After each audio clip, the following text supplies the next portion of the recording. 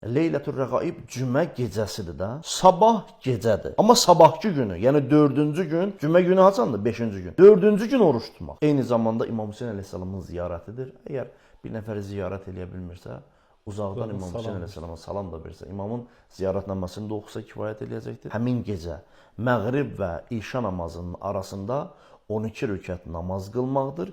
2 rükət, 2 rükət qılınacaq.